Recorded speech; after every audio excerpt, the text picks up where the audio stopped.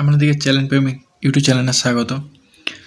আরেকটি movie explain করতে আসলাম। মুভিটির নাম হতে যাচ্ছে প্রতিবাদ। এটি 2001 সালে মুক্তিপ্রাপ্ত একটি ভারতীয় বাংলা ভাষায় অ্যাকশন ড্রামা চলচ্চিত্র, যা হরিনাথ চক্রবর্তী এবং পরিচালনা করেছে এবং সিভেক্টাস ফিল্ম ব্যানারে শ্রীকান্ত মহতা প্রযোজিত। ছবিটি গল্প, চিত্রনাটক এবং সংলাপ লিখেছেন অঞ্জল চৌধুরী, যা এর দশকের শেষের দিকে বাংলা যে রাজনৈতিক সংহিতা ছড়িয়ে পড়েছিল তার উপর ভিত্তি করে তৈরি। প্রধান চরিত্রে অভিনয় করেছেন রঞ্জিত মল্লিক ও প্রসেনজিৎ চ্যাটার্জি এবং অর্পিতা পাল।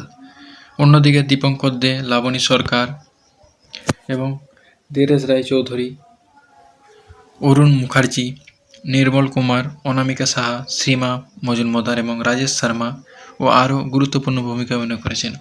এটি 2001 সালে 13 এপ্রিল বিশ্বব্যাপী মুক্তি পায় প্রতিবাদ এবং বক্স অফিস ব্লকবাস্টার হয়ে ওঠে এবং প্রেক্ষাগৃহে 210 দিন ধরে চলে। এটি 2001 সালের সর্বোচ্চ আয়কারী বাংলা ছবি হয়ে উঠেছিল।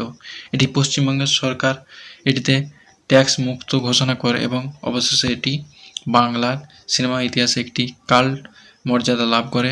আসামে শাশুর বাড়ি জিন্দাবাদ ব্যাপক সাফল্যের পর ছবিটি অসমীয়া ভাষায় রণভূমি নামে মুক্তি পায় এবং বাণিজ্যিক সাফল্য অর্জন করে।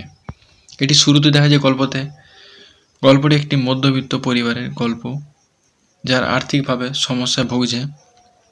পরিবারটিতে 2 বোন, মা এবং বাবা রয়েছে। রানা চরিত্রে প্রসেনজিৎ চ্যাটার্জি প্রধান এবং প্রতিশ্রুতিশীল চরিত্র। তিনি একজন সাহসী এবং অন্যায়ের বিরুদ্ধে একজন দুর্দান্ত যোদ্ধা। একবার তিনি তার গর্ভবতী বোনের সাথে ট্রেনে ভ্রমণ করছিলেন। তিনি তার বোনের জন্য সবার কাছে সিটের জন্য ভিক্ষা করেছিলেন, কিন্তু কেউই পাত্তা দেননি। ট্রেনে কিছু চোর ছিল যারা লুটপাট শুরু করেছিল, কিন্তু রানা তার থেকে রক্ষা করেছিল। এই কাজের মাধ্যমে তাকে একজন পুলিশ অফিসারের চাকরি দেওয়া হয়েছিল। কিন্তু রানা একতিয়ারের এলাকায় বিকাশ নামে একজন বিধায়ক থাকতেন। তিনি অত্যন্ত দুর্নীতিগ্রস্ত রাজনীতিবিদ ছিলেন এবং অবৈধ কার্যকলাপে লিপ্ত থাকতেন। সেখানে আরেকজন আজাদ থাকতেন, যিনি সর্বত্র অন্যায়ের বিরুদ্ধে লড়াই করতেন। এখন এই মন্ত্রী মেয়ে জয়া রানার প্রেমে পড়ে। একবার এমন হয়েছিল যে রানার বোন যখন তার সন্তানের জন্ম দিতে যাচ্ছিলেন, তখন ওই মন্ত্রী বিকাশ রানারকে হত্যা করার চেষ্টা করেছিল, কিন্তু তার বোন আহত হন এবং শেষ পর্যন্ত মারা যান। তারপর রানা প্রতিশোধ নেওয়ার সিদ্ধান্ত নেয়, কিন্তু প্রথমে তাকে তা করতে দেওয়া হয়নি। অবশেষে বিধায়ক বিকাশের আসন চরিত্রে উন্মোচিত হয় এবং রানার সাথে তীব্র লড়াইয়ের বিধায়ক বিকাশ মারা যায় এবং কাস্ট আজাদ তার চরিত্রে অভিনয় করেছেন রঞ্জিত মল্লিক ও রানা মিত্রের চরিত্রে অভিনয় করেছেন প্রসেনজিৎ চট্টোপাধ্যায়, একজন সাধারণ মানুষ। জয়া চরিত্রে অভিনয় করেছেন অর্পিতা পাল। সাংসদ নমিতা সান্যাল হিসাবে চরিত্রে অভিনয় করেছেন লাবণী সরকার।